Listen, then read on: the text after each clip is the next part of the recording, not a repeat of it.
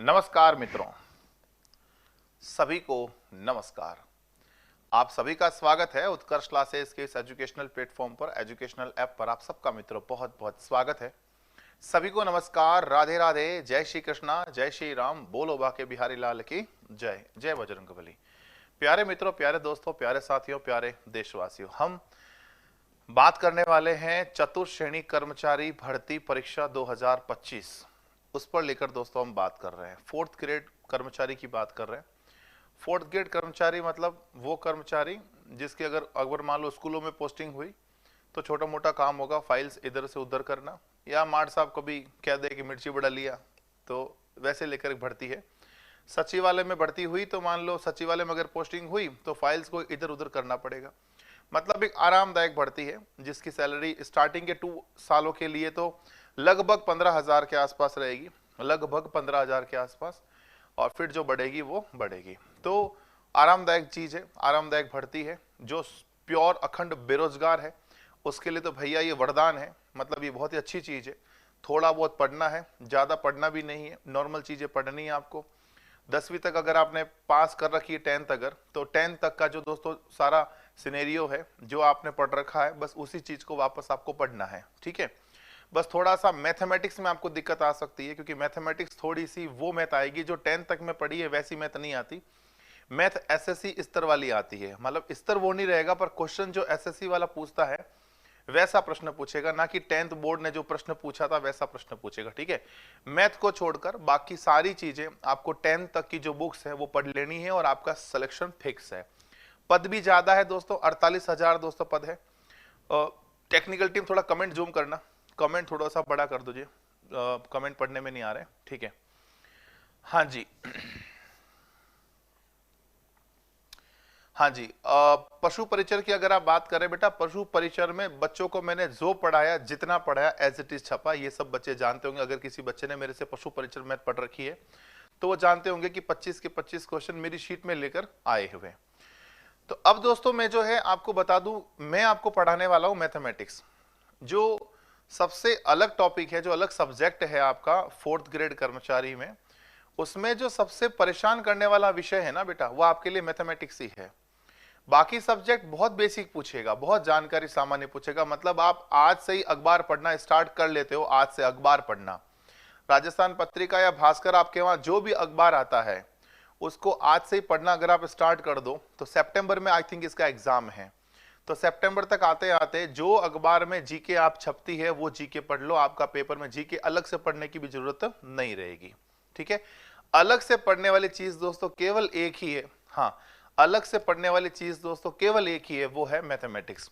जी हाँ दोस्तों, ये मैथ की पहली क्लास है, ये गणित की बिल्कुल विशुद्ध रूप से पहली क्लास है।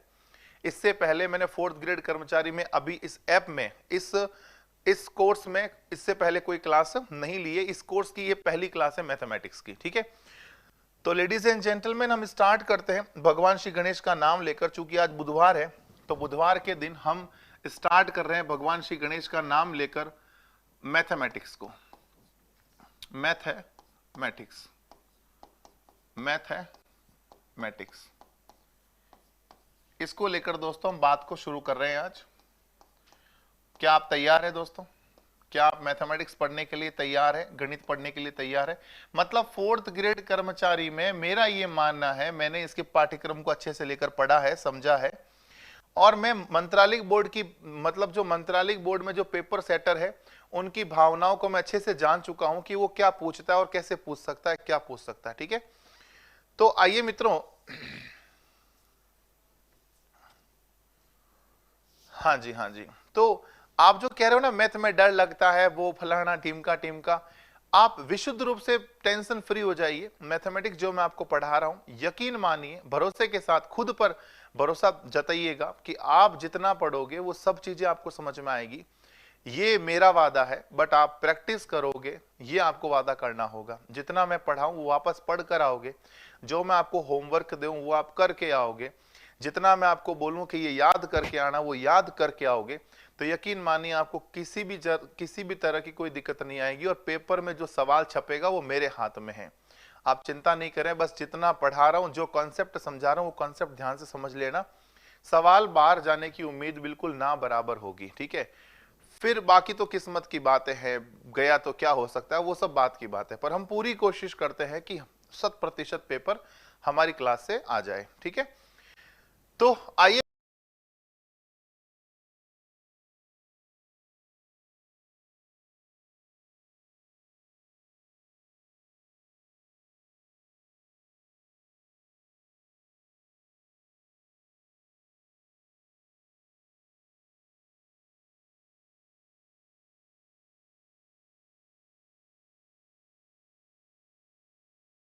पाठ्यक्रम परिचर्चा कर रहा हूं, सिलेबस डिस्कस कर रहा हूं दोस्तों।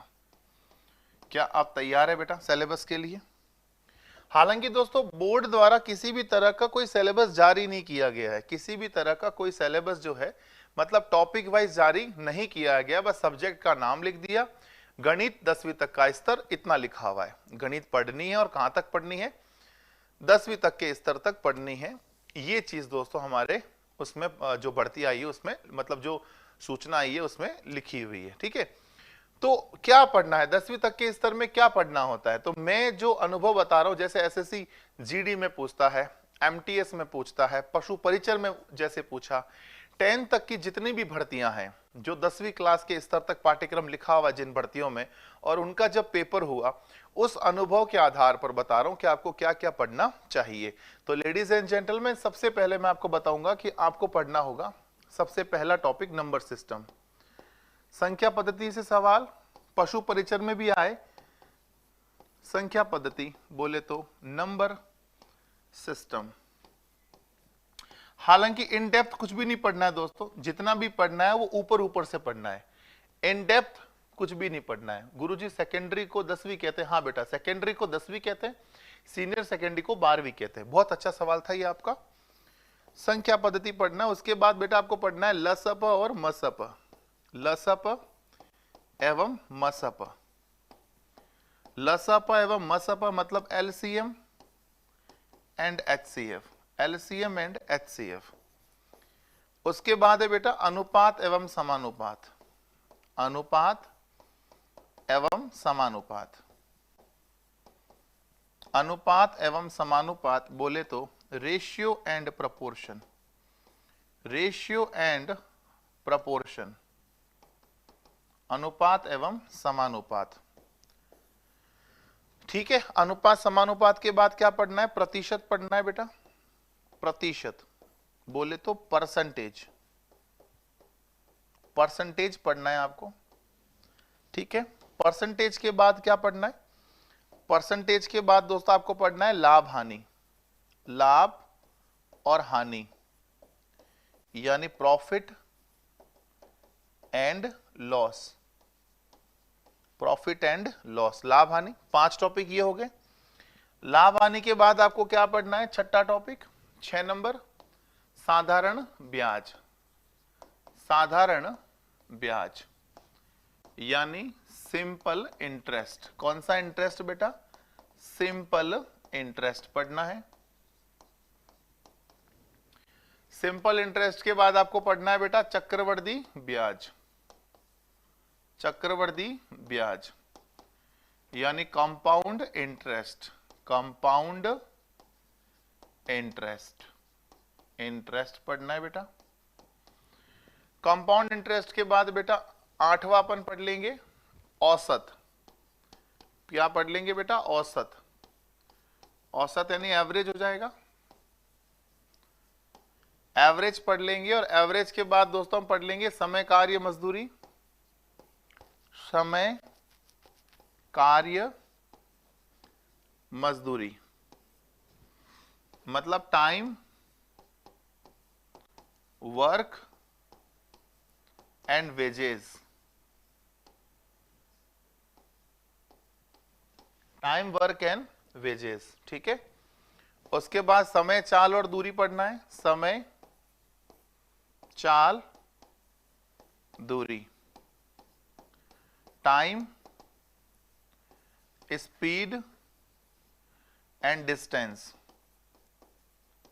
टाइम स्पीड एंड डिस्टेंस, ठीक है।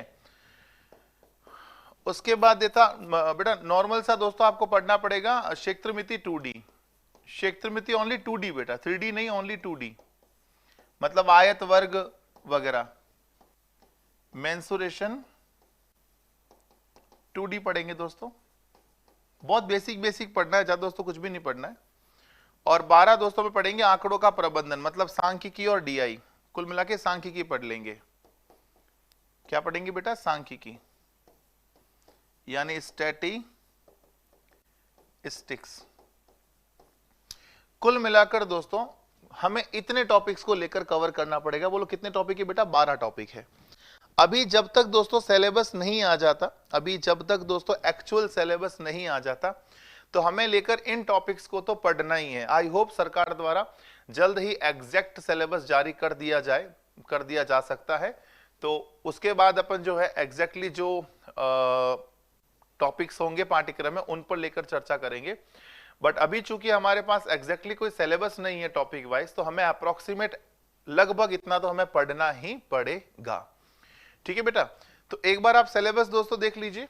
हमें 12 टॉपिक्स की दोस्तों हमने बात करी है, नंबर सिस्टम से लेकर और स्टैटिस्टिक्स तक दोस्तों में लेकर सारी चीजें कवर करनी है। सर फरवरी में एसएससी जीडी का एग्जाम है, तब तक आपका कोर्स हो जाएगा बेटा? फरवरी में एग्जाम है ना? हाँ तब तक हो जाएगा बेटा, फरवरी तक तो हो जाएगा बेटा। ठीक है, कोई दिक्कत नहीं। तो चलिए मित्रों फिर शुरू करते हैं। आज दोस्तों हमने बेसिक बातें, मतलब यही है कि पाठ्यक्रम परिचर्चा दोस्तों आज करनी है हमें, तो पाठ्यक्रम परिचर्चा में दोस्तों ये टॉपिक हमें पढ़ने हैं। अब दोस्तों मैं शुरू करूंगा आज की क्लास पहले टॉपिक के साथ, जो कि अपना पहला टॉपिक क्या है बेटा? Number system. हमें कंप्लीट नंबर सिस्टम नहीं पढ़ना है बेटा, बहुत बड़ा नंबर सिस्टम टॉपिक है, बहुत बड़ा टॉपिक है बेटा, बहुत बड़ा टॉपिक है ये, उतना नहीं पढ़ना है। हमारे जैसे 4th ग्रेड कर्मचारी में बेसिक सवाल क्या आ सकता है, उन पर लेकर हमें चर्चा करनी है बेटा। ठीक है, तो चलिए फिर शुरू करते हैं आज की सभा को। और आज की अपनी सभा का दोस्तों जो टॉपिक नेम है, टॉपिक नेम दोस्तों क्या है? नंबर सिस्टम, संख्या पद्धति। संख्या पद्धति पर लेकर दोस्तों बात करना शुरू करते हैं। संख्या पद्धति बोले तो नंबर सिस्टम, नंबर सिस्टम पे दोस्तों लेकर हम बातचीत करना शुरू करेंगे। ठीक है बेटा, हमें बहुत ज्यादा दोस्तों डेप्थ में नंबर सिस्टम नहीं पढ़ना है, बस थोड़ा बहुत लेकर पढ़ना है नंबर सिस्टम, बिल्कुल बेसिक से पढ़ेंगे। आप बेसिक की चिंता बिल्कुल भी मत करिए, बेसिक की चिंता आपको बिल्कुल भी नहीं करनी है, कतई नहीं करनी है, क्योंकि मैं समझ सकता हूं कि 4th ग्रेड कर्मचारी का फॉर्म भरेगा ही कौन? जिसका मामला 10th तक ही है, जिसने आगे पढ़ाई नहीं करी है ना। मतलब मैक्सिमम बच्चे वो होंगे जिनका स्तर थोड़ा सा कम होगा, है ना, मैक्सिमम बच्चे वो होंगे। ऐसा नहीं कहता कि सारे बच्चे वैसे होंगे। 4th ग्रेड में वो भी बंदा एग्जाम दे सकता है जिसने पटवारी का एग्जाम दिया है, क्योंकि एक बार तो वो चाहेगा सेफ साइड, बेरोजगार का धब्बा हटाने के लिए वो चाहेगा कि एक बार सेफ साइड लेकर जॉब तो पकड़ लूं, फिर देख लेंगे बाद में। ठीक है सर, एसएससी जीडी का पेपर निकल जाएगा इस मैथ से। बेटा 4th ग्रेड की मैथ है बेटा, इसमें इतना जीडी तक का स्टैंडर्ड मैं ले जाऊंगा नहीं बेटा। 4th ग्रेड का स्टैंडर्ड जो होगा वो जीडी से भी कम होगा। जीडी और एमटीएस की बात मैं कर रहा हूं, उस स्तर से भी कम स्तर होगा 4th ग्रेड का। हालांकि जीडी भी 10th पास है, एमटीएस भी 10th पास है, ये भी 10th पास है, पर 4th ग्रेड है। 4th ग्रेड को लेकर लेवल जो है पशु परिचर वाले पेपर का जो लेवल था उससे भी थोड़ा सा कम रहेगा। समझ रहे हो आप मेरी बात? तो आइए उन पर दोस्तों बेसिक बात करना शुरू करते हैं। हमने स्टार्ट किया टॉपिक दोस्तों नंबर सिस्टम, और नंबर सिस्टम में सबसे पहले दोस्तों मैं आपको बता देता हूं सबसे पहली संख्या, जो सबसे पहले दोस्तों अपन बात करेंगे संख्याओं पर। नंबर सिस्टम में पहले संख्याओं पर बात करेंगे। संख्याएं मतलब नंबर्स। क्या बेटा? नंबर्स। संख्याएं मतलब नंबर्स को लेकर दोस्तों बात करेंगे। ठीक है, मैथ हार्ड आएगी सर? अरे नहीं बेटा, मैथ हार्ड नहीं आएगी। 4th ग्रेड में मैथ हार्ड नहीं आएगी, आप चिंता मत करो। ठीक है, नंबर्स पे बात करना प्रारंभ करते हैं। सबसे पहली संख्या बेटा प्राकृत संख्या। सबसे पहली संख्या है प्राकृत संख्या। प्राकृत संख्या जिसको इंग्लिश में क्या बोलते हैं बेटा? Natural number.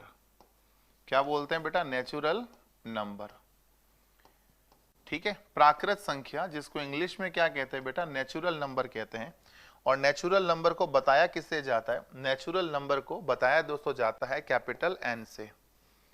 नेचुरल नंबर को बताया जाता है बेटा कैपिटल एन से, कैपिटल एन से बताते हैं। और ये संख्या शुरू कहां से होती है बेटा? 1 से। 1 2 3 4 5 6, ये होती बेटा प्राकृत संख्या। प्राकृत संख्या का मतलब वो संख्या, प्राकृत संख्या का मतलब वो संख्या जो 1 से शुरू होती है और आगे तक चलती जाती है।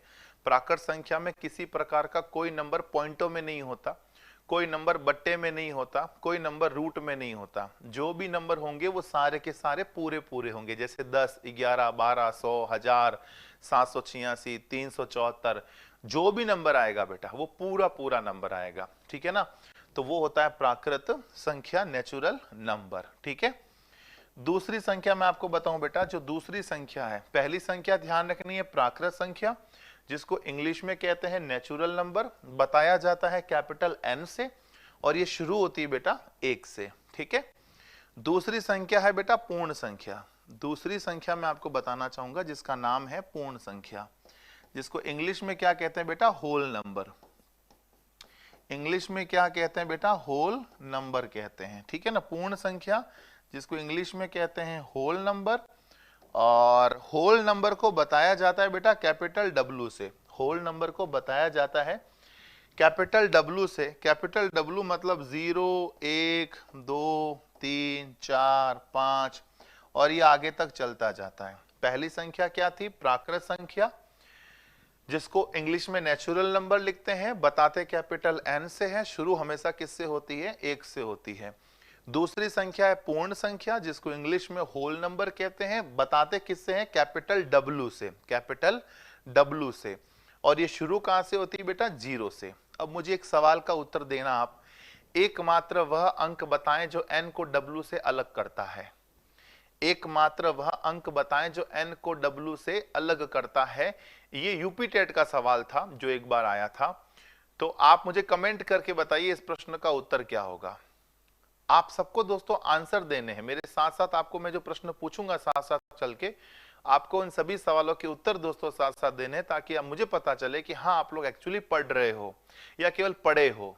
एक होता पढ़े रहना, एक होता पढ़ते रहना। तो केवल पढ़े रहना पॉसिबल मतलब नहीं करना है, पढ़ते रहना है साथ साथ आपको। ठीक है ना?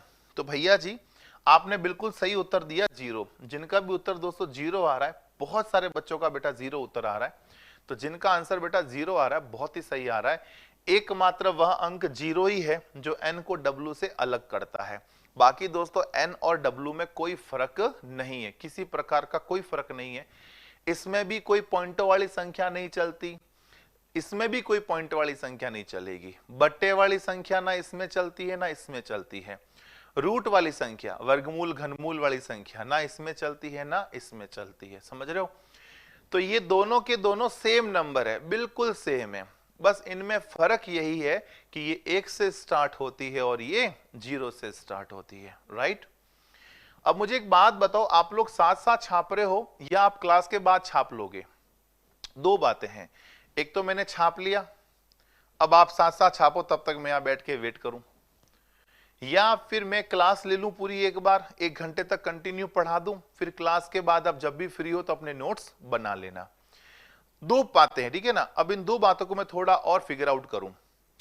अगर आपने साथ साथ छापा या थोड़ा बहुत मतलब या तो आप साथ साथ छापोगे ना तो मुझे थोड़ा वेट करना पड़ेगा। अब मैं वेट करूंगा तो टाइम जो कोर्स होने में है वो जहां 50-60 घंटे लगने चाहिए वहां 100 घंटे लग जाएंगे। ठीक है? जहां 50-60-70 घंटों में कोर्स अपना हो जाएगा, उसमें बजाय कोर्स होगा 100 घंटों में, अगर आपने साथ साथ छापा। और अगर आप बाद में छापोगे कि मैं एक बार पढ़ा लेता हूं कंटिन्यू, धीरे धीरे हर चीज पढ़ा लेता हूं, तो जो कोर्स आप 100 घंटों में पूरा होगा वो 70-60 के आसपास कंप्लीट हो जाएगा। हाँ जी, तो आप देख लेना है कि आपको फायदा किसमें है। आपको जल्दी मतलब थोड़ा समय से पहले कोर्स करने में ठीक रहेगा या फिर ऐसे छापने में टाइम वेस्ट करने में ठीक रहेगा, आप सोच के सोचो।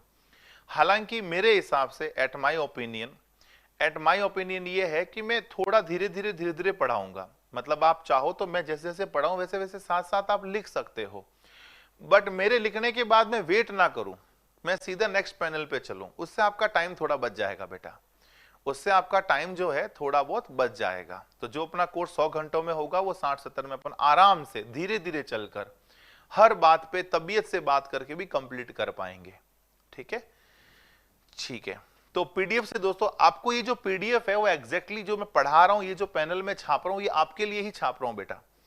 ये चीज एग्जैक्टली आपको वापस मिल जाती है ना। तो आप इसको देख देख कर भी अच्छे खासे नोट्स बना सकते हो।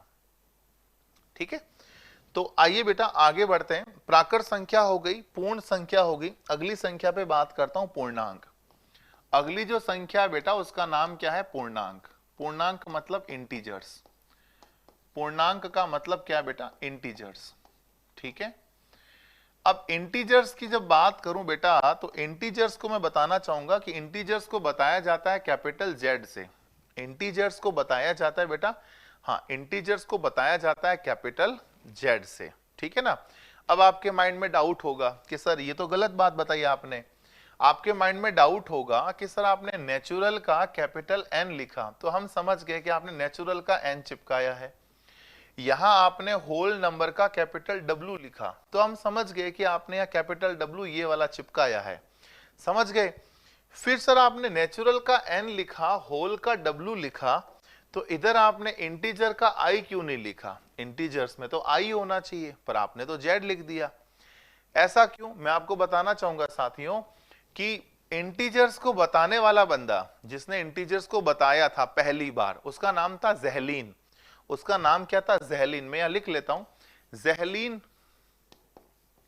ज़हलीन नामक जर्मन गणितज्ञ था। ज़हलीन नामक जर्मन गणितज्ञ था। इसने बताया था पूर्णांक को, है ना। तो ये ज़हलीन जो है ना अपना, ये जो ज़हलीन है अपनी पूर्णांक संख्याओं को पेटेंट करवाने पहुंचा था। पेटेंट का मतलब समझते हो? कोई चीज आपने बनाई है तो उस पर आपका हक होना कि ये चीज बनाई मैंने है, मतलब मैंने इसको बनाया है तो इस पर नाम होना चाहिए मेरा लोगो इसमें मतलब होना चाहिए। तो वो अपना इंटीजर्स पेटेंट करवाने पहुंचा था आई, कि I found integers please patent my I. But I क्या हुआ? ऑलरेडी पेटेंट था। आई उसको लेटर मिला ही नहीं कि साहब आई तो पहले से पेटेंट है किसी और संख्या के साथ, आप कोई और लेटर बताओ। तो उसने बोला कि मेरा नाम ज़हलीन है, मेरा नाम ज़हलीन है, आप ज़हलीन का जेड पेटेंट करो। तब से दोस्तों ज़हलीन का जेड पेटेंट किया गया, ये ध्यान रखना। ठीक है। और ये पूर्णांक संख्याएं होती क्या है बेटा? पूर्णांक संख्याएं माइनस से चलती है। -4, -3, -2, -1, 0, 1, 2, 3, 4 और ये आगे चलती जाएगी। हाँ जी बेटा, ये है बेटा पूर्णांक। ये भी बेटा बेसिक नंबर है, ये भी प्राकृत और पूर्ण की तरह ये भी बेसिक नंबर है। कैसे बेसिक सर? इसमें भी कोई पॉइंट वाली संख्या, रूट वाली संख्या, बट्टे वाली संख्या इसमें भी नहीं आती। समझ रहे हो? इसमें भी पॉइंट, बट्टा, रूट नहीं आती। बस इसमें फर्क यही है कि इसमें माइनस वाली संख्या और आ जाती है, उसमें माइनस वाली संख्या नहीं आती। इतना ही फर्क है। मतलब पूर्ण, पूर्णांक और प्राकृत तीनों सेम नंबर है। बट्टा, पॉइंट, रूट इनमें नहीं चलता। बस प्राकृत में क्या है? गिनती 1 से शुरू होती है। पूर्ण में क्या है? 0 से शुरू होती है। और पूर्णांक में माइनस से शुरू होती है। बस यही फर्क है दोस्तों, और कोई फर्क नहीं है। ठीक है। तो भैया ये उम्मीद करता हूं मैं आप सभी से कि आपको ये 3 संख्याएं पूर्णतः समझ में आ गई होगी। ये 3 संख्याएं। ठीक है। तो मैं कुछ सवाल जवाब करता हूं आपसे, आप मुझे बताना कि ये पूर्ण है या पूर्णांक है या प्राकृत है। ठीक है, या तीनों है या दोनों है, जो भी है आप बताना मुझे। ठीक है। तो ladies and gentleman please welcome. आप मुझे बताइएगा, मुझे बताओ बेटा, आप बताओ कि 5 है कोई नंबर क्या लिखा है? 5। बताओ ये 5 किस में आएगा? एन में आएगा कि डब्ल्यू में आएगा कि जेड में आएगा? अच्छा ये ध्यान रखना, भले ही आपका मीडियम मारवाड़ी रहा हो, भले ही आपका मीडियम मारवाड़ी रहा हो या अपनी लोकल भाषा रहा हो, इंग्लिश में नाम आना जरूरी है। इंग्लिश में नाम आना जरूरी है, ये ध्यान रखना। प्राकृत संख्या को नेचुरल नंबर कहते हैं। यूं नहीं कि मार साहब हमें तो मारवाड़ी आती है, फिर हम तो गांव के लोग हैं, हमें इंग्लिश नहीं आती है। नहीं आएगी तो गड़बड़ हो जाएगा। इंग्लिश में हर संख्या का नाम आना आपको जरूरी है। कई बार पेपरों में प्राकृत संख्या नहीं लिखा, पूछा निम्न में से नेचुरल संख्या बताओ कौन सी है, निम्न में से नेचुरल संख्या बताओ, मतलब पेपर में इंग्लिश यूज हुई है, इंग्लिश पेपर में इंग्लिश। इंग्लिश कैसे, हिंदी भाषा इंग्लिश में लिखी जाए तो वो इंग्लिश है, तो हिंदी में लिखी गई इंग्लिश की भाषा, नेचुरल संख्या बताओ, ठीक है ना। तो भैया आप ध्यान रखना कि आपको हर एक संख्या का नाम इंग्लिश में आना चाहिए, ठीक है। तो एन, डब्ल्यू और जेड, एन फॉर यूनि नॉर्थ, डब्ल्यू फॉर वेस्ट, ऐसे नहीं, N for natural number, W for whole number and Z for पूर्णांक इंटीजर। अब मेरा सवाल ये था कि 5 किस में आएगा। आप सबका उत्तर बेटा बहुत सही आया, आपने जो उत्तर दिया बेटा बहुत सही दिया। 5 जो है तीनों में आएगा, ये एन में भी आएगा, ये डब्ल्यू में भी आएगा और ये जेड में भी आ गया। तुम वाकई दोस्तों बहुत होशियार बच्चे हो, मुझे लग रहा है आप लोग अच्छा कर लोगे। मुझे बताओ -6 किस में आएगा, एन, डब्ल्यू या जेड? हाँ जी, मुझे बताओ -6 जो है वो किस में आएगा, एन, डब्ल्यू या जेड? जल्दी से कमेंट करके बताइए, आपके आंसर की प्रतीक्षा में रहूंगा मैं हर बार। आपका आंसर देना बहुत जरूरी है, तभी मैं ये तय कर पाऊंगा कि हाँ सामने वाला बच्चा पढ़ने वाला है कि ऐसे ही फालतू बच्चा है। क्योंकि जब बच्चे फालतू हुए तो मार्ट साहब फिर ऐसे ही पढ़ा के टाइम पास कर लेंगे, पर बच्चा सामने वाला एक्टिव हुआ, वो एक्चुअल में पढ़ना चाहता है, तो फिर मार्ट साहब एक्चुअल में उसको पढ़ाएंगे कि नहीं यार बच्चा पढ़ना चाह रहा है तो उसको पढ़ाएंगे ढंग से। तो आप पर डिपेंड करता है कि आपको अच्छे से पढ़ना है या ऐसे ही पढ़ना है। उसके लिए आपको एक्टिव रहना पड़ेगा कि अच्छे से पढ़ोगे तो मैं अच्छा पढ़ाऊंगा, आप ऐसे ही टाइम पास करोगे फिर मैं भी ऐसे टाइम पास करूंगा, ठीक है। तो भैया -6 किस में आएगा, जेड में आएगा। आपने बहुत सही कहा, माइनस की संख्या only on Z, only on Z. अब आप बताएं बेटा 0 किस में आएगा, जल्दी से कमेंट करके बताओ कि ये 0 किस में आएगा। हाँ जी, अपने नाम लिखने की जरूरत नहीं है मुझे, आप हर बच्चे का नाम यहाँ पर स्क्रीन पे दिखता है, आपका पूरा नाम जो आपने ऐप में लिखा है, नाम अपने ऐप के ऊपर जो नाम रजिस्टर्ड किया है वो नाम मुझे यहाँ पर साफ साफ दिखता है, तो अपना नाम लिखने की जरूरत नहीं है बेटा। बोलो 0 किस में आएगा, आप सबका उत्तर बेटा बहुत सही आया। 0 आएगा डब्ल्यू में और जेड में, क्योंकि 0 पूर्ण में भी आता है और पूर्णांक में भी आता है। बेटा एन, डब्ल्यू, जेड में नहीं आएगा भावेश, एन, डब्ल्यू, जेड में नहीं आएगा, केवल डब्ल्यू और जेड में आएगा। एन में कहां 0 होता है बेटा, एन में 0 नहीं होता है, ठीक है ना।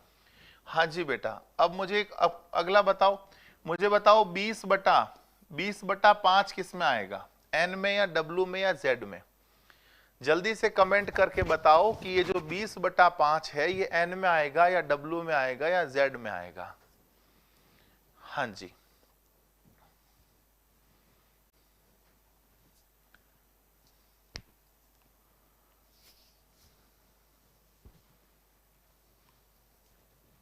चलिए बहुत बढ़िया। 20/5 कुछ बच्चे कह रहे हैं किसी में नहीं आएगा, कुछ कह रहे तीनों में आएगा। मतलब या तो कह रहे किसी में नहीं आएगा या कह रहे तीनों में आएगा। मैं आपको बताऊं बेटा, 20/5 का मतलब होता है 4।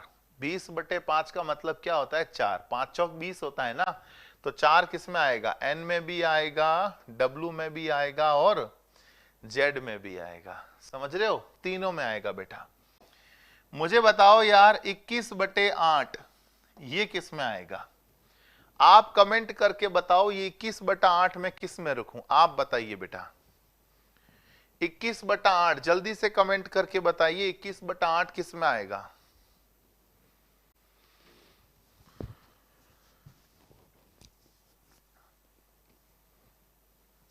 बढ़िया साहब, सबका उत्तर आ गया, बहुत सही बेटा। कुछ बच्चों का गलत है, 21/8 कह रहे तीनों में आएगा। सर ये तीनों में आया तो ये भी तीनों में आएगा, नहीं बेटा ऐसा नहीं है।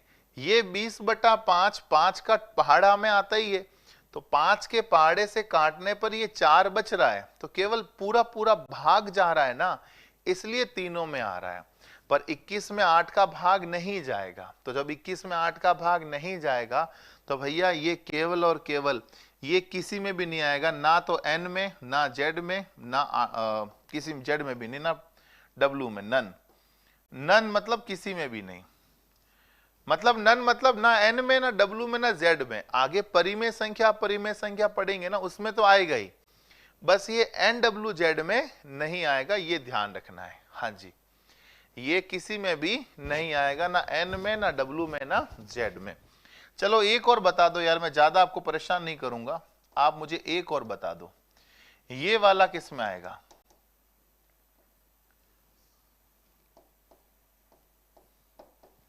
मुझे बताओ ये किस में आएगा, एन में, डब्ल्यू में या जेड में? जल्दी से कमेंट करके बताओ कि ये वाला जो है किस में आएगा, एन, डब्ल्यू या जेड?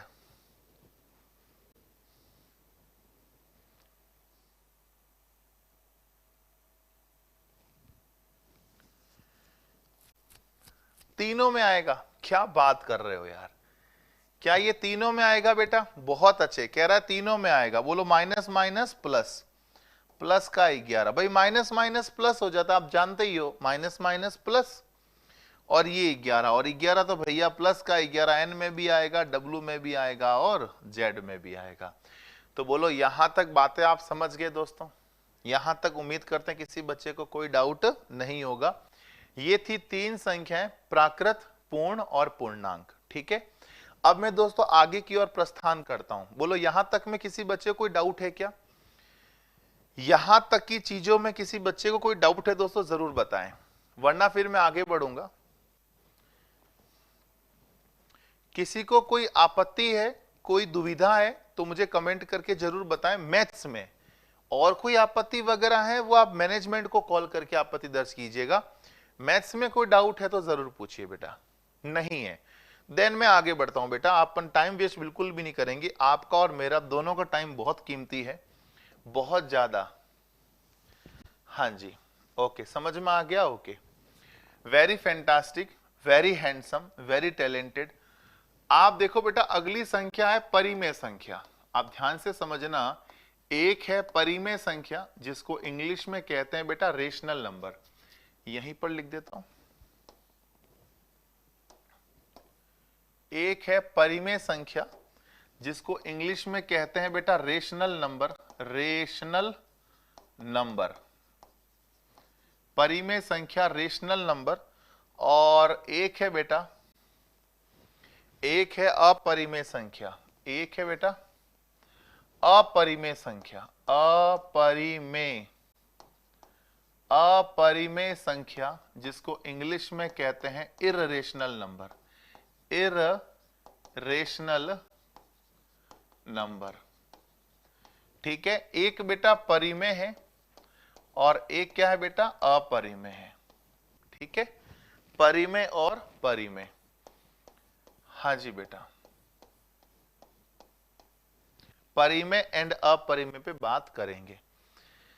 सर स्क्वायर याद करा सर, ये कैसे निकला?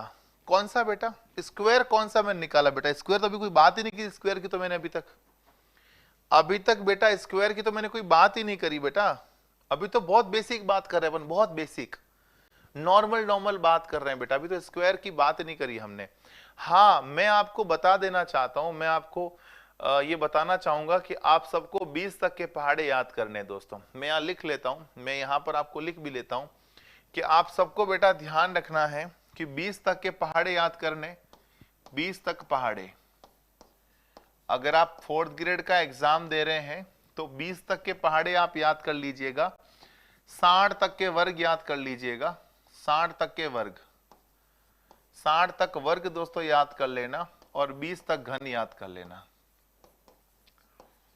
इतनी चीजें आपको दोस्तों याद करनी है, ध्यान रखना। ठीक है, अच्छा वर्ग और घन चलो याद नहीं है तो भी कोई बात नहीं, हालांकि याद करने ही है।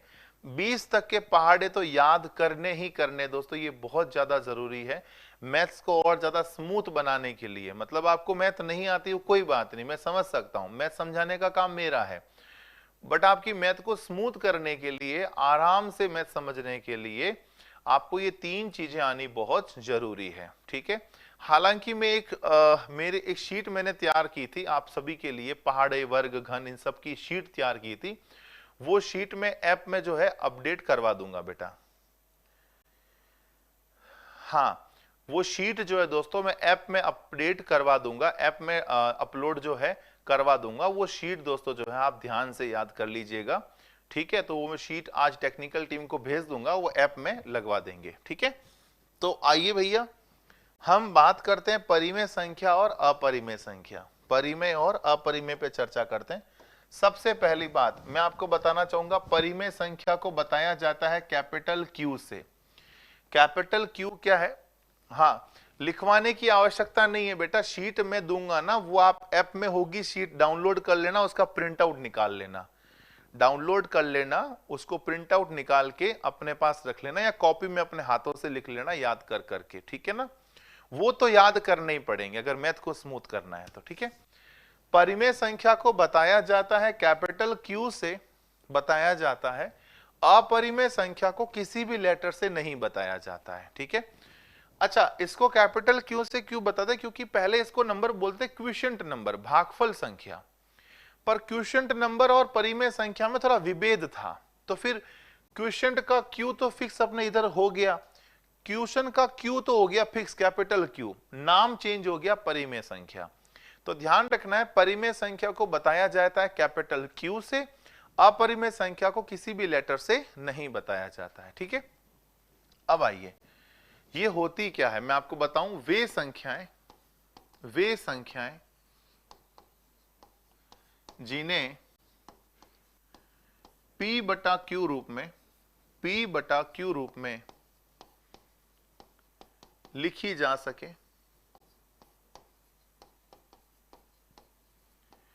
वे संख्याएं जिन्हें P बटा Q रूप में लिखा जा सके, और वे संख्याएं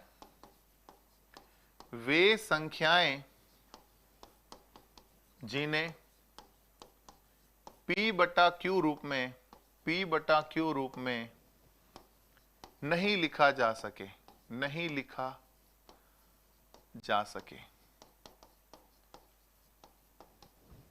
मतलब जिन्हें P बटा Q रूप में लिख सके वो परिमेय, जिनको नहीं लिख सके वो अपरिमेय।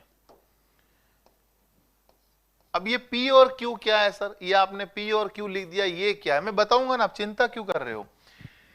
देखो भाई, P belongs to Z, belongs to का मतलब बताऊं, सदस्य होना, उसका मेंबर होना, मतलब P क्या है? Z है। अभी आपने Z पढ़ा था ना, कैपिटल Z क्या पढ़ा था? जिसमें माइनस की संख्या भी होती है, प्लस की संख्या भी होती है, जीरो भी होता है, वो क्या होता है? Capital Z। तो P जो है वो कैपिटल Z है, ठीक है। Q also belongs to Z, मतलब Q भी Z को बिलोंग करता है। मेरी बात समझो, P बिलोंग्स टू Z का मतलब P की जगह प्लस की संख्या चल सकती है, माइनस की संख्या चल सकती है, और जीरो भी चल सकता है। किसकी जगह? P की जगह। Q की जगह प्लस की संख्या चल सकती है, माइनस की संख्या चल सकती है, बट Q की जगह जीरो नहीं चलेगा। Q is not equal to zero, ये ध्यान देना है बेटा। P की जगह यानी ऊपर अंश में प्लस माइनस जीरो तीनों चलेगा, बट नीचे Q की जगह ओनली प्लस और माइनस चलेगा, जीरो नहीं चलेगा, ठीक है। मैं कुछ एग्जाम्पल लेके इन चीजों को बताने की कोशिश करता हूं। जैसे बच्चों, मैं एग्जाम्पल की बात करूं, मैंने कोई नंबर लिखा 5/7, हो गया P बटा Q। P बटा Q में सेट होना चाहिए, P बटा Q, ऊपर भी P मतलब Z है, नीचे Q मतलब Z है। मैंने लिखा माइनस का 11/15, लिख सकते हैं, ये भी Z, ये भी Z, ठीक है। मैंने लिखा ओनली 17, अब आपको सर ओनली 17 तो कैसे होगा? ओनली 17 तो सर कैसे होगा? अरे बेटा, ओनली 17 भी परिमेय है। क्यों? ऊपर 17 है तो क्या होगा? नीचे 1 लिख दो मर्जी से। अब नीचे 1 लिखो ना लिखो जरूरी है क्या बेटा? नीचे 1 लगाने से कोई फर्क नहीं पड़ेगा, तो नीचे भले ही आप 1 लगाओ या ना लगाओ, कोई दिक्कत वाली बात नहीं है।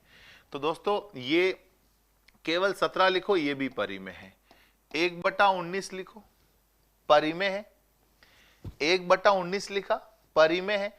आप P बटा Q को ज्यादा हाईफाई समझ मत लेना, P बटा Q बहुत नॉर्मल सी चीज है। ऊपर भी z होना चाहिए, z मतलब पूर्णांक, नीचे भी z होना चाहिए, z मतलब पूर्णांक, मतलब ऊपर और नीचे वाली संख्या पूर्णांक से मिलकर बनी होनी चाहिए, बस नीचे 0 नहीं होना है, ये ध्यान रखना है बेटा। ठीक है, मैंने लिखा बेटा √25 लिख दिया। अब √25 आप बताओ इसमें आएगा कि नहीं आएगा, आप बताओ √25 में आएगा कि नहीं आएगा।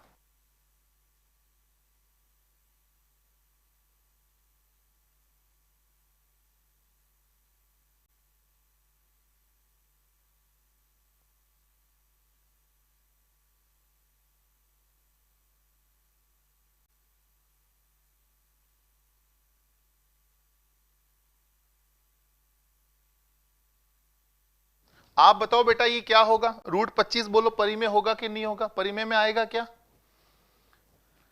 आएगा परिमेय में। बहुत बढ़िया दोस्तों, आप लोग बहुत समझदार बच्चे हो यार वाकई। √25 का मतलब क्या होता है 5, बिल्कुल परिमेय में आएगा, ये तो कोई दिक्कत ही नहीं है। अच्छा मैंने बोला 1/√36, क्या बोला 1/√36, बोलो आएगा, बिल्कुल आएगा सर, 1/6 हो गया, सही है सर। मैंने लिखा √3, मैंने लिखा √3, क्या √3 आएगा, क्या √3 आएगा, आप ये बताओ, आप कमेंट करके बताओ √3 आएगा कि नहीं आएगा, ये आप बता दो बस।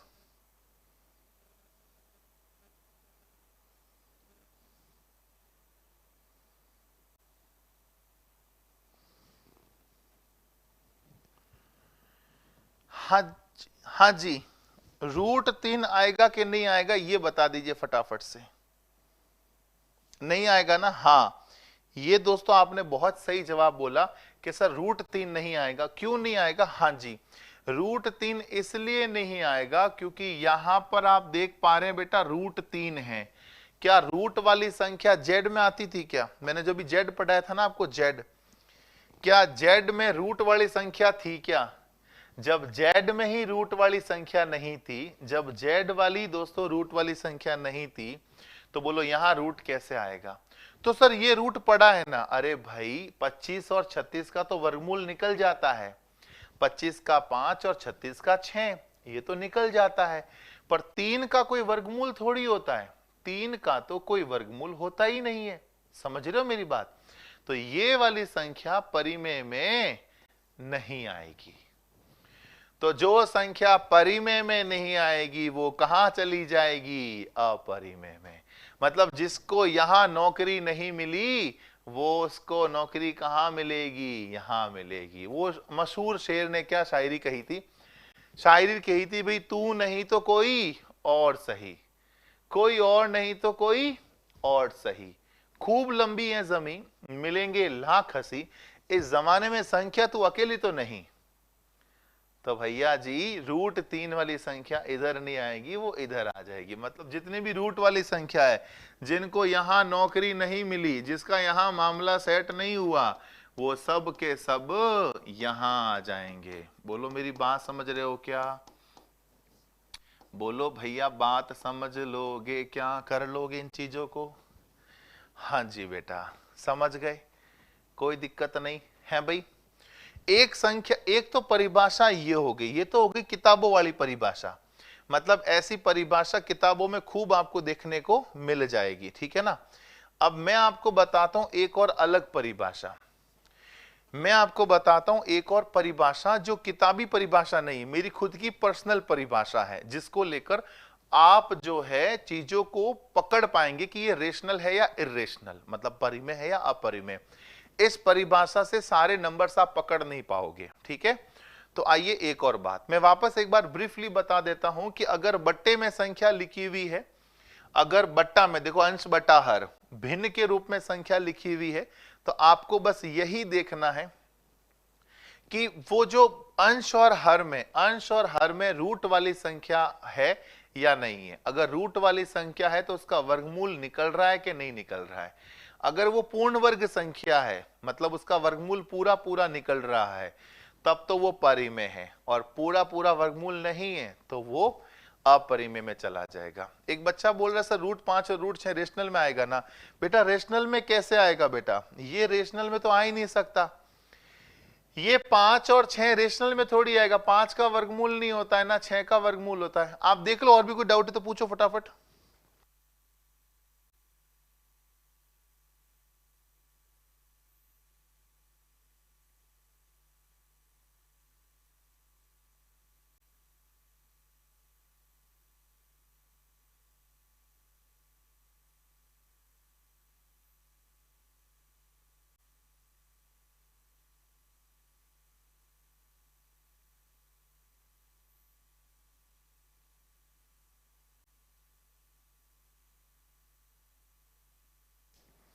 हो गया बॉस? चलिए, हाँ जी, वर्गमूल निकालना, अरे बेटा मैं सब सिखा दूंगा, तुम चिंता छोड़ो, तुम ये सब चिंताएं पहली बात तो छोड़ो। वर्गमूल निकालना, घनमूल निकालना ही मैं सब सिखा दूंगा बेटा। एक बच्चा बोल रहा है 6 का वर्गमूल 2 है ना, नहीं बेटा 2 ना 4 का वर्गमूल होता है, 6 का नहीं होता है बेटा। मैं समझ सकता हूं आपकी मैथ बहुत ज्यादा मतलब लो है, पर चिंता नहीं करो, अभी आपका फर्स्ट डे है, थोड़े दिनों में चीजें आपकी सब कवर हो जाएगी, ठीक है। √-3 किस में आएगा बेटा? √-3 काल्पनिक संख्या में आएगा, जो अभी पढ़ाऊंगा, अभी वो आई नहीं है बेटा, ठीक है। हाँ जी, घनमूल हो जाए तो कोई संख्या अगर बेटा घनमूल हो रही है ना, तो वो देखना पड़ेगा कि रूट में तो नहीं आ रही है, मतलब घनमूल निकालने के बाद अगर उसका घनमूल पूरा पूरा निकल रहा है, जैसे संख्या यूं आ गई 8, तो ये 2 हो गया, चलेगा। संख्या यूं आ गई घनमूल 27, तो वो 3 हो गया, चलेगा। पर संख्या अगर यूं आ गई कि 8, अब ये नहीं चलेगा, क्योंकि 8 का वर्गमूल नहीं होता। 8 का वर्गमूल सॉल्व करेंगे तो 2√2 आएगा, तो वापस क्या आ गई? अपरिमेय संख्या। अब आप ज्यादा डीप में मत जाओ बेटा, आप ज्यादा डीप में जाओगे तो कंफ्यूजन आपको बढ़ जाएगी बेटा। मैं आपके हर क्रॉस क्वेश्चन का आंसर दे सकता हूं, हर क्रॉस क्वेश्चन का, बट होगा क्या, आप ज्यादा डीप में जाओगे, आपको वापस बाहर निकालना मेरे लिए भारी पड़ जाएगा, ठीक है ना। तो ज्यादा डीप में मत जाओ बेटा, ज्यादा डीप में जाओगे तो आप परेशान हो जाओगे, ठीक है। √6 कैसे आया बेटा? 6 का वर्गमूल नहीं होता, 6 का कोई वर्गमूल नहीं होता। 9 का वर्गमूल 3 होता है, 4 का वर्गमूल 2 होता है, 6 का वर्गमूल नहीं होता, इसलिए ये अपरिमेय संख्या में आ जाएगा। बोलो मेरी बात समझ गए क्या? ठीक है, हाँ जी, यहां तक कोई दिक्कत है क्या? कोई समस्या है? था मैं आगे बढ़ू दोस्तों, धीरे धीरे चीजें दोस्तों कवर हो जाएगी, आप थोड़ा सा पेशेंस रखें। आपके जो बहुत सारे डाउट्स है ना, वो धीरे धीरे ऑटोमेटिक खत्म हो जाएंगे। पर आप डाउट पूछिए, मैं आपके डाउट का मना बिल्कुल नहीं कर रहा हूं। आपके जितने डाउट आ रहे हैं मैथ के, मैं मान के चलता हूं कि आपने स्कूल वाली पढ़ाई कभी नहीं की, मैं ये मान के चलता हूं हमेशा कि बच्चे बस जन्म होकर सीधा मेरे पास ही आए हैं, बस अब उन्होंने बीच में कोई स्कूली ज्ञान बिल्कुल नहीं लिया है। मैं ये मान के बच्चों को पढ़ाता हूँ कि हाँ बच्चा छोटा से छोटा डाउट पूछ सकता है। अभी एक बच्चे ने पूछा सेकेंडरी 10वीं होती है कि 12वीं, अब बताओ ये कोई डाउट होता है? पर मैंने बहुत मतलब शालीनता के साथ मैंने पढ़ाया कि बेटा सेकेंडरी 10वीं होती है, सेकेंडरी 10वीं होती है या 12वीं, ये डाउट पूछने का मतलब है बच्चा जन्म से लेकर अभी तक पढ़ाई नहीं की है, सीधा क्लास में आया है, इसका मतलब ये होता है। तो आप डाउट पूछिए, मुझे आपके डाउट से कोई ऐतराज नहीं है। आइए बेटा, मैं अगली परिभाषा बताता हूं, जो मैं ये मानता हूं कि किताबी परिभाषा से सारे सवाल सॉल्व नहीं कर सकते अपन एग्जाम के। एक परिभाषा मैं आपको समझाता हूं, जिससे आप किसी भी एग्जाम का कोई पेपर उठा के देख लेना, फिर आप परिमेय अपरिमेय में फिल्ट्रेशन कर पाओगे, अलग थलग कर पाओगे, ठीक है।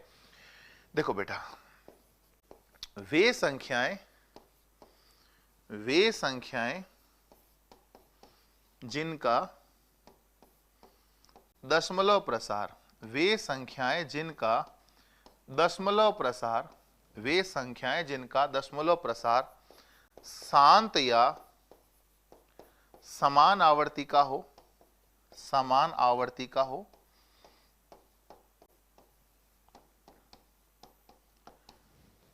ठीक है।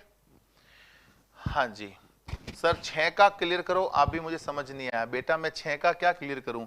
√6 बेटा पॉइंटों में आता है, √6 जो नंबर आएगा वो पॉइंटों में आएगा, पूरा नंबर नहीं है। तो मैं वही तो कह रहा हूं बेटा, जो जिसका वर्गमूल नहीं निकल सकता वो अपरिमेय में जाएगा, और जिसका वर्गमूल निकल सकता है वो परिमेय में जाएगा, इतनी सी बात तो है बेटा, इसको आप क्यों नहीं समझ पा रहे हैं? वे संख्याएं जिनका दशमलव प्रसार, वे संख्याएं जिनका दशमलव प्रसार, वे संख्याएं जिनका दशमलव प्रसार अशांत व असमान आवर्ती का हो, अशांत व असमान आवर्ती का हो। बोलो समझ गए क्या? वे संख्याएं जिसका दशमलव प्रसार अशांत व असमान आवर्ती का हो, और ये क्या है? वे संख्या जिसका डेसिमल एक्सपांशन टर्मिनेटेड और इक्वल रिकरिंग का हो। ये नॉन रिकरिंग नॉन टर्मिनेटेड है। अब मैं चिंता मत करो, मैं पूरी चीज को डिस्क्राइब करूंगा कि मैंने लिखा क्या है। ये डोंट वरी अबाउट दैट। देखो मैं आपको बताता हूं, जैसे ये शांत, देखो ध्यान रखना ये शांत लिखा है, शांत, यूं नहीं कि आप इसको शांत लिख दो कि माड़ साहब ने गलत लिखा है हम इसको सही कर देते हैं। बेटा ये शांत होता है साइलेंट, ये शांत होता है टर्मिनेटेड। तो ये शांत मत लिख देना यहां पर गलती से। ऐसा नहीं है कि मैंने गलत लिखा, मुझे हिंदी लिखनी नहीं आती, मुझे बिल्कुल अच्छे से हिंदी आती है, पर ये शांति है।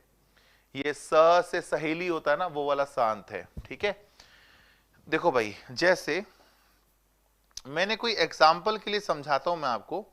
मैंने कोई नंबर लिया, जैसे 4/5। मैंने कोई एग्जाम्पल लिया बेटा 4/5, कोई एग्जाम्पल लिया 4/5। ठीक है, मैं 4/5 को सॉल्व करता हूं, अगर पॉइंटों में लाता हूं। क्या आपको पॉइंटों में लाना आता है क्या? पॉइंटों में कैसे लाते हैं? 5×5=40। ये बोलो आता है करना आपको? जैसे 4 में 5 का भाग नहीं जाता, तो अगर इसको सॉल्व करना है तो पहले मुझे क्या लगाना पड़ेगा? यहाँ पॉइंट लगाऊंगा तभी तो यहाँ 4 का क्या हो जाएगा? 40। जैसे ही पॉइंट लगाया तो यहाँ 4 का क्या हो गया? 40। और 40 में 5 का भाग दूंगा तो क्या आ जाएगा बेटा? 8 आ जाएगा। तो ये हो गया 0.8। अब देखो 0.8 के बाद क्या है? नंबर और आगे सॉल्व हो रहा है क्या? नहीं हो रहा है। 0.8 के बाद खत्म हो गया ये नंबर। 0.8 के बाद क्या हो गया? खत्म हो गया। तो इसको बोलते हैं बेटा शांत। शांत का मतलब पॉइंट के बाद 2-3 नंबर, 4-5, मतलब पॉइंट के बाद डॉट डॉट वाली संख्या नहीं होनी चाहिए कि dot dot dot dot dot dot dot चलता ही जा रहा है नंबर, वो शांत नहीं होगा। जो कुछ अंकों बाद खत्म हो जाए, जो कुछ अंकों बाद खत्म हो जाए, वो होती है बेटा शांत। क्या होती है? शांत। अब मैंने कोई नंबर लिया 6/7, मैंने कोई नंबर लिया 6/7। अगर मैं इसको सॉल्व करूं, गुरुदीप जी मैंने आपका कमेंट पढ़ लिया, प्लीज अब रिपीट मत करना, आपके सवाल का डाउट अभी सॉल्व हो जाएगा।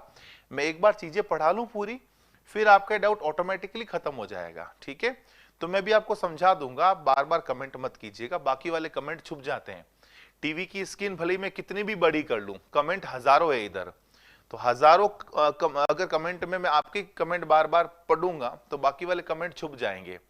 तो रिक्वेस्ट है, अपना कमेंट कर लिया है, मैं पढ़ लूंगा दोस्तों, अब वापस कमेंट मत करना। ठीक है बेटा, तो 4/5 0.8 है।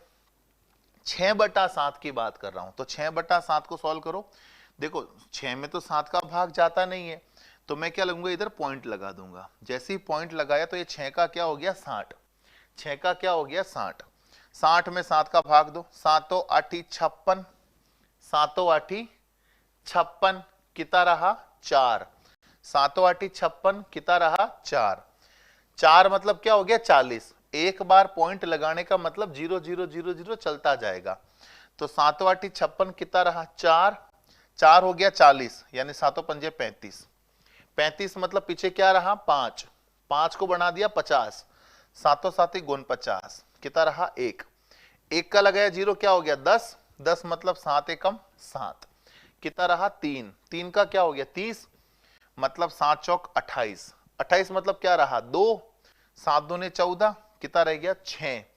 6 मतलब 7 8 56, 8, 5 7 1 4 2 8 5 7 1 4 2। देखो ये चलता जा रहा है, चलता जा रहा है, चलता जा रहा है। आप समझ रहे हो मित्रों? ये चलता जा रहा है, चलता जा रहा है, चलता जा। देखो ये था शांत, पॉइंट के बाद 1-2 अंक चला और खत्म, ये होता है शांत। बेटा ये है अशांत, पॉइंट के बाद चलता जा रहा है, चलता जा रहा है, डॉट डॉट और भी चलेगा, तो ये क्या है? अशांत। तो ये परिभाषा ये कहती है, परिभाषा कहती है या तो ये शांत हो जाए, परिभाषा कहती है बेटा या तो ये शांत हो जाए, और अगर शांत नहीं है तो पॉइंट के बाद आवर्ती करे, लिखा ना, या तो शांत या समान आवर्ती। तो या तो शांत हो जाए, टर्मिनेटेड हो जाए तो परिमेय संख्या है, नहीं शांत है मतलब अशांत है तो देखना 8 5 7 1 4 2, 8 5 7 1 4 2, 8 5 7 1 4 2, देखो आवर्ती हो रही है, रिपीटिशन हो रहा है, बारंबार वापस आ रहे हैं। तो जब आवर्ती हो जाए तो क्या होगी? परिमेय संख्या। समझ रहे हो? या तो हो जाए शांत, शांत नहीं है अशांत है, तो अशांत में क्या होनी चाहिए? आवृत्ति। अगर आवृत्ति हो रही है तो परिमेय, और आवृत्ति नहीं हो रही है तो अपरिमेय। भाई साहब मैं यहां के लिए एग्जांपल लेऊं, जैसे मैंने कोई नंबर ले लिया, मान लो √2, √2 का मतलब 1.4142856769। दोस्तों ये भी चलता जाएगा, चलता जाएगा, चलता जाएगा, बट इसमें कहीं आवर्ती नहीं होगी। आगे इसके कितने अंक लिख लो कैलकुलेटर की हेल्प से, पर इसमें कभी भी आवर्ती नहीं होगी, जबकि इसमें आवर्ती होगी। ये बात आपको ध्यान रखनी है। बोलो समझ गए क्या? है ना? मैं आप जो पूछ रहे हो ना, 0 परिमेय है कि अपरिमेय है, 22/7 परिमेय है कि अपरिमेय है, पाई परिमेय है कि अपरिमेय है, मैं इन सारे सवालों का जवाब दूंगा, आप निश्चिंत रहिए। आपके जितने सवाल है वो मेरे सवाल है, मैं आपको बताऊंगा हर चीज। आप डाउट पूछ रहे हैं, बहुत अच्छी बात है, पर आपको चिंता नहीं करनी, मैं सब चीजें आपको बता दूंगा। ठीक है? हाँ जी। पहले मुझे बताइए, ये जो मैंने परिभाषाएं 2 बताई है, इसमें किसी को कोई आपत्ति है तो आप दर्ज कराएं। ये चीज आपको समझ में आ गई? अगर शांत है तब तो वो परिमेय है, अगर शांत है तो परिमेय है, शांत नहीं है अशांत है तो आप देखना पड़ेगा आवर्ती हो रही है या आवर्ती नहीं हो रही है। अगर आवर्ती हो रही है तो वो परिमेय है, और आवर्ती नहीं हो रही है तो वो अपरिमेय है। रूट निकालना सिखाना, अरे बेटा सब सिखा दूंगा रेशमा जी, आप चिंता नहीं करें, मैं सब निकालना सिखा दूंगा। रूट कैसे निकालते हैं, क्यूब रूट कैसे निकालते हैं, अब ये मेरा काम है। आप उत्कर्ष में आ गए हो ना, तो उत्कर्ष में क्यों आए हो? बात करने तो आए नहीं हो मुझसे, मुझसे पढ़ने ही आए हो ना, तो मेरा काम भी क्या उत्कर्ष में पढ़ाने का काम है। तो आप निश्चिंत हो जाइए, रूट क्यूब रूट निकालना ये सब मैं आपको सिखा दूंगा, और बेहतरीन से बेहतरीन जुगाड़ जो होगा वो सिखाऊंगा। जो पुराने जुगाड़ थे वो नहीं, लेटेस्ट अपडेटेड जुगाड़ सिखाऊंगा बेटा। रूट वाली संख्या बेटा, ये छोटी मोटी √2 वगैरह तो अपन को सॉल्व नहीं कर पाएंगे। अपन इसको सॉल्व करने के लिए भागफल विधि है, और भागफल विधि से हल करना बहुत भारी पड़ता है। तो ऐसा सवाल कभी नहीं आएगा कि √2 को पॉइंटम बताओ, ये सब सवाल नहीं आते पेपर में, इसी चिंता मत करो। पेपर में जो आने लायक चीजें हैं वो सारी पढ़ाऊंगा। ठीक है? तो अब आप कह रहे हो सवाल कैसा आएगा? बेटा सवाल कैसा आएगा वो भी मैं बताऊंगा, आपकी चिंता वो भी नहीं है। आपको तो पहले चीजें समझनी है, कॉन्सेप्ट समझने हैं कि ये सब चीजें दिमाग में घुसी या नहीं घुसी। सवाल कैसा आएगा क्या आएगा वो चिंता आप नहीं करो। अगर आपने मूल रूप समझ लिया ना, तो सवाल कैसा भी आया आप कर लोगे। इसमें कैसा आएगा सवाल वो बताऊंगा मैं, आज नहीं कल की क्लास में, क्योंकि आज की क्लास में तो अब देखो अपना समय 9:30 से 10:30 ही था, समय की सीमा क्या है, समाप्त हो चुकी है। तो हम आज की क्लास में तो ये बता नहीं पाएंगे सवाल कैसा आएगा। कल की क्लास में आप वापस दोस्तों जुड़िएगा, जितने बच्चे, हजारों बच्चे जो जुड़े हुए हैं वो सारे बच्चे कल की क्लास में वापस जुड़े, तो मैं इसकी आगे वाली कहानी वापस आपको साझा करूंगा। तो उम्मीद करते हैं मित्रों आज की क्लास में आप सभी बच्चों को जितना पढ़ाया, जो पढ़ाया, हालांकि थोड़ा पढ़ाया, ज्यादा कुछ नहीं पढ़ाया मैंने, पर जितना पढ़ाया वो पूरा पूरा आपको समझ में आ गया होगा, ऐसी मुझे पूरी उम्मीद है, पूरा भरोसा है। और मैंने दोस्तों देखा कि आप लोग भी कमजोर छात्र नहीं हो। एकदम से मैंने सोचा 4th ग्रेड का बैच होगा, कितना ही क्या ही होगा बच्चा, पर वाकई आप लोग बच्चे दोस्तों वैसे खराब वाले बच्चे नहीं हो जिनको कुछ भी नहीं आता है।